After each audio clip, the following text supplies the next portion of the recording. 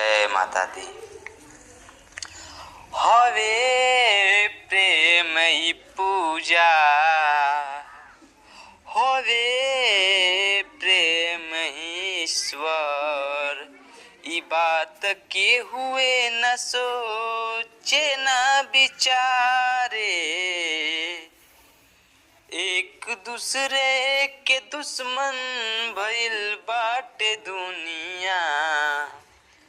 बिनती बा अब केहू अज्ञान में न बसे, ना कोनो धर्म मजहबवाई होला, ना कोनो धर्म मजहबवाई होला। मुक्ति के लेख ह सत्य कर्मवा से होला, ओ मुक्ति के लेख ह सत्य कर्मवा से होला। कहाँ केहू जात पात पूछेला सत्य भक्ति, श्रद्धा प्रेम श्रृंगार ह विश्वास से होला। अरे ना कौनो धर्म मजहबवाई होला, मुक्ति के लेख ह सत्य कर्मवा से होला। ओ भक्ति करे के अधिकार होवे सबके, सत्य कर्म के मत मुआवा जा अंधकार के। मुक्ति के फैसला सद्गुरु करेले, मुक्ति के फैसला सद्गुरु करेले।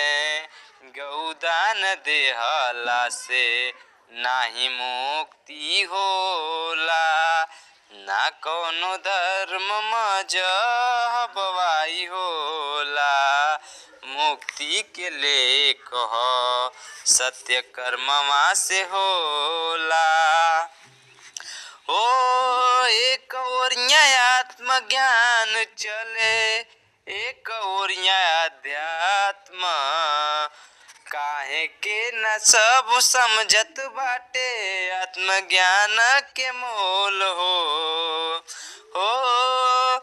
एक ओरिया अध्यात्म चले, एक ओरिया आत्मज्ञान हो। काहे न सब केहू समझत बाटे आत्मज्ञान के मोल हो। रोग भूत के इलाज ना कौनो धर्मवा में बाटे, रोग भूत के इलाज ना कौनो धर्म मजहबवा में बाटे।